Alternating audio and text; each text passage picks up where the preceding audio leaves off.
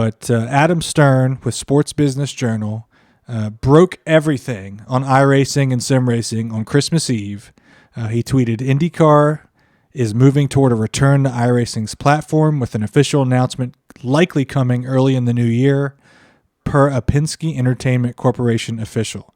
The fresh deal between the sides will reverse what went away when IndyCar signed with Motorsport Games. This was liked by Steve Meyer. Dale Jr. retweeted it. Tony Kanaan retweeted it. I mean, pretty much anybody that you follow that has any connection to this or any stake in it, from big to small, dove into this. This X or tweet or whatever has almost or over 500,000 views and shares. I mean, this is massive. This is what we expected. I mean, when we got the news here in the last month or so that Motorsport Games was kind of going to serve this back and our IndyCar was getting out of it. But I mean, I don't know. Let me start with this to whoever wants to take it up.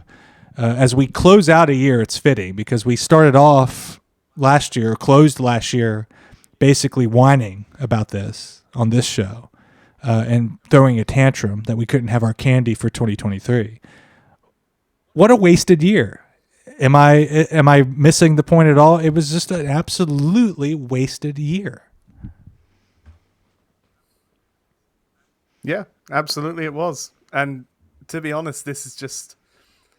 This announcement's kind of the only good news IndyCar has had since it stopped racing in September.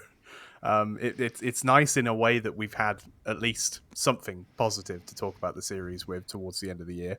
But yeah, that the happiness that we feel that it's back shouldn't underscore the fact that they've just really fumbled the bag this year. Like, they had so much momentum with sim racing and with iRacing in particular after the lockdown races and all of that, and then they just spaffed it up the wall by signing an exclusivity contract that we'll never get any product from. Hopefully everyone's learned from this and something like this doesn't happen again, but it's motorsport. Well, on Into the Paddock, I know you guys are our wing of the real motorsport world, and you guys dive in really detailed, which is the excellent part of your show on the network.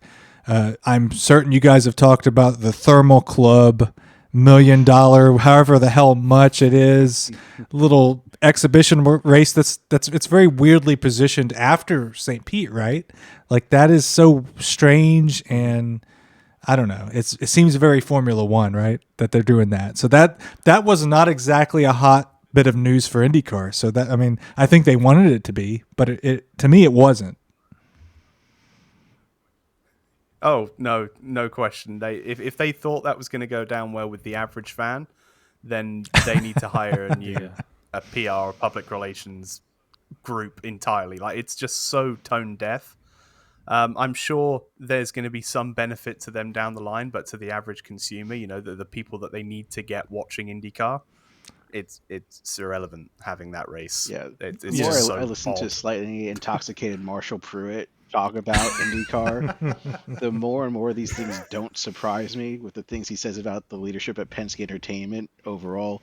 Let's say, like, the Penske Entertainment guys were 100% on board with Motorsport Games, that they're super excited about it, and that there's no problems with the game up until they canceled it and took their license back. And now giving it back to iRacing. Penske Entertainment's just going to say, this is the best move for us. They're not even going to acknowledge their F up for the past year in this debacle with the license. And then the Thermal Club, like, the feeling I get listening to what insiders say is that Penske and Penske Entertainment are tone deaf because they are always the smartest guys in the room. And that's really discouraging because their on-track product's really freaking good, but no one watches it. Yeah. That's, I mean, it's, yeah, of course they're just going to put it on Motorsport Games. They're not going to take responsibility. But on the subject of IndyCar, I've read within the last 2 weeks, I've seen more than one article where it's just there's discussion of IndyCar going stale, that the chassis been there too long, that the delays in the hybrid stuff is not good, and that the teams don't like it, and it has kind of gone stale. I mean, I don't know. I like the IndyCar the way it looks now and with everything, but I mean, it is, when you compare it to Formula One, which is the closest competitor that we have. I mean, it's changing all the time. They're trying to do new things.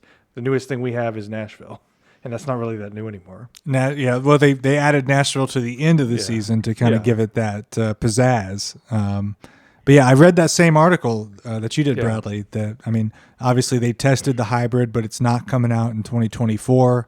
They added, the only thing that's new that I'm aware of is the Thermal Club, and maybe we'll get to broadcast IndyCar races and actually call them IndyCar on iRacing in 2024. I have a separate topic on there's something I want to pose on that maybe as we get to the end of this topic. It's the biggest one to me. But I mean, it's more accessible. Well, I want to pose this. This is the question to me about this entire year. If the first question I pose is, it was a goddamn wasted year, which I think we all agree. Well, I mean, what happened? People just were bitter the whole year. It almost feels like the year flew by, and we're still just as bitter.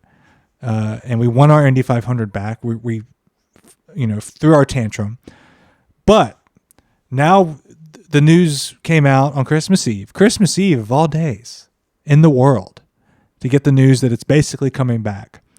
And look at how hyped and happy everybody was, including all of us. So is it possible that this whole year sabbatical, where the man ripped it away from us, even if the man was IndyCar itself, now we get it back? Maybe in February we find out it's coming back. Maybe iRacing updates its special event schedule and we get the Indy 500, and the IndyCar leagues can form, or the ones that are already existing can broadcast again.